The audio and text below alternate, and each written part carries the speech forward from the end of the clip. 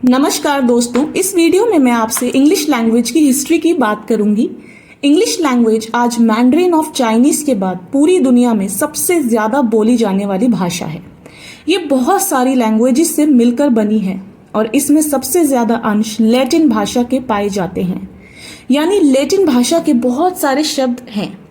हालांकि लैटिन भाषा आज तो बहुत कम बोली जाती है, यानी रेयरली, लेकिन इंग्लिश भाषा पर इसका बहुत इन्फ्लुएंस है।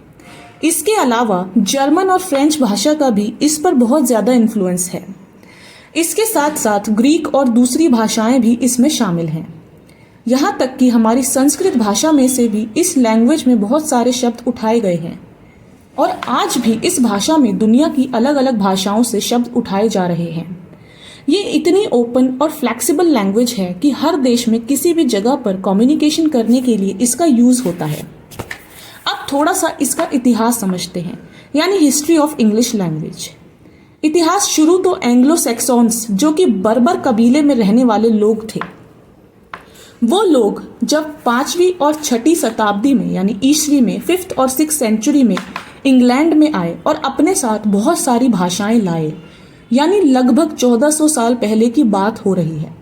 तो ये एंग्लो सैक्सॉन्स आकर यहाँ बसे और अपने साथ ये जिन भाषाओं को लाए और जिन भाषाओं का यूज ये आपस में कम्युनिकेट करने के लिए करते थे, उन्हीं में से एक इंग्लिश भी थी। लेकिन ये इंग्लिश आज की इंग्लिश से बहुत अलग थी, यानी कि ओल्ड इंग्लिश थी।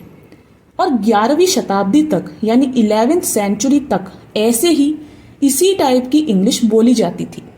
तो जब तक ये एंग्लो सैक्सॉन्स इंग्लैंड में रह रहे थे, तब तक ये ओल्ड इंग्लिश का टाइम था। इन एंग्लो सैक्सॉन्स के आने से पहले इंग्लैंड में रोमन टर्मिनस था।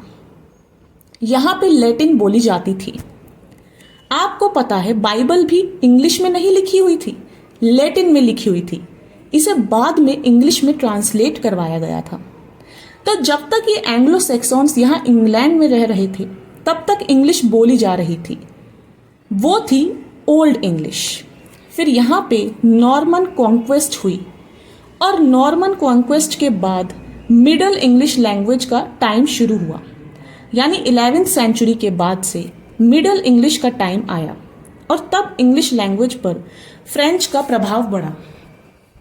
ये मिडल इंग्लिश का टाइम हम मान के चलेंगे 1066 से 15वीं ईस्वी तक। अब जैसा कि मैंने आपको बताया कि नॉर्मन कॉन्क्वेस्ट के बाद इंग्लिश लैंग्वेज पर फ्रेंच का इन्फ्लुएंस बढ़ रहा था। इंग्लिश लैंग्वेज में फ्रेंच शब्द भी शामिल हो रहे थे। इस लैंग्वेज ने अपनी फ्लेक्सिबिलिटी की वजह से इंटरनेशनल कम्युनिकेशन पर अपना इतना डोमिनेंस किया, यानी उस समय पर टाइम के अकॉर्डिंग इसने अपने अंदर चेंजेस लाए और आज भी समय के अनुसार चेंजेस लाए जा रहे हैं। चेंजेस लाने का मतलब दूसरी भाषाओं से शब्द उठाना है। जैसे हमारी भाषा में से इसने जेल, जंगल, कर्म ऐसे शब्द जिन्हें इंग्लिश शब्द नहीं मिल पाए, तो उन्हें वैसे का वैसा ही उठा करके अपनी लैंग्वेज में रख लिया। इसीलिए मैंने कहा कि ये बहुत ही फ्लेक्सिबल लैंग्वेज है। तब से अब तक, यानी कि 1400 वर्षों के बाद, आज इस लैंग्वेज ने विश्व में अपनी ऐसी पकड़ बना ली है कि दूसरे नंबर पर सबसे ज्यादा बोले जाने वाली लैंग्वेज होने के बावजूद भी लगभग 1 बिलियन से ज्यादा लोग इसको बोलते हैं। तो थैंक यू फ्रेंड्स, ये थी पूरी history of English language.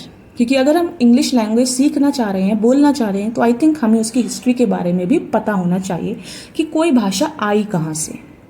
I hope you like the video. Thank you friends, bye bye, take care.